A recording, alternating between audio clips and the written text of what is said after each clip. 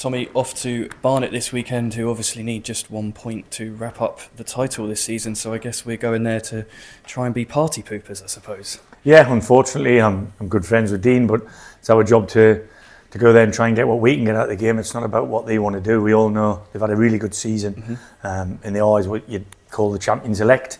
We just don't want it to be on our benefit, if you like. So, yeah, we prepared best we can, or the best we had been able to since the last game, and we'll be going to that positive. We had a really good game with them at the EBB early on in the season. They've gone on and had a really good campaign. So we understand it's not going to be an easy game, but there aren't any in this division, and we'll be looking to try and bring something back from the game. We're certainly going to be up against a bit of a partisan party atmosphere, aren't we, at their place? A lot of tickets sold for them already, and they're going to be wanting to see that trophy lifted. So it's going to be difficult for the lads, to say the least, isn't it? Yeah, but I mean, there's always reasons and instances you can give as to why it'll be up. We'll be up against it when we go away from home. The last game was like that. You go to York and there's 5,500, 6,000 people, the vast majority. Despite our 400 and odd hardy souls, it's often the case in this league. You go to your Oldhams and your South Ends, and these teams have all got massive crowds on a regular basis. So we've come back from places as big in terms of the crowd.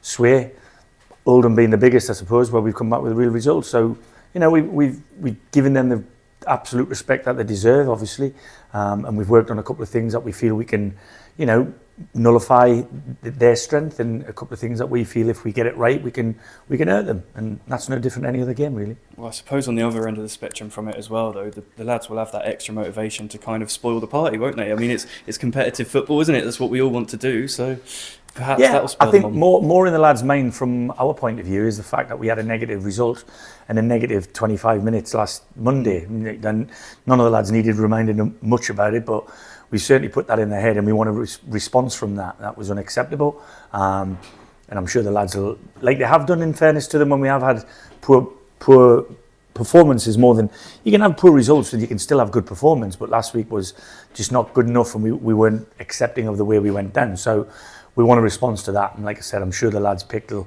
give us that. Since getting to Wembley in that semi-final, we've dropped in form a bit. There's been a few disappointments here and there, so I guess it's about ending the season on a high and putting that to bed, isn't it? Before that our trip. Yeah, I mean, listen, the smaller samples of form that you take into consideration will always highlight what's going on that week and the week before.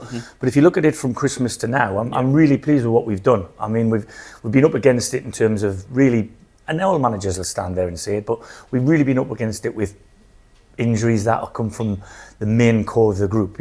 Some we've not had since as early as September, but we've lost a few in the last couple of 3 months, and then we've lost Ryan again, last week. So it's a real kick in the teeth, and you've got to keep finding somebody to replace. And at this stage of the season, you can't bring them from outside the group. They've got to be lads who have obviously been viewed as not quite at the same level because they haven't started as many games, but they've earned the right to have a go, and we'll give them lads the opportunity.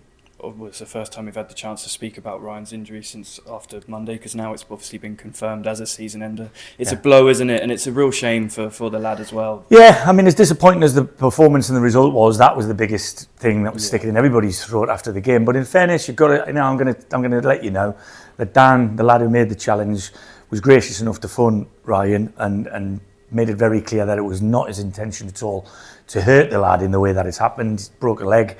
Nobody wants that in football.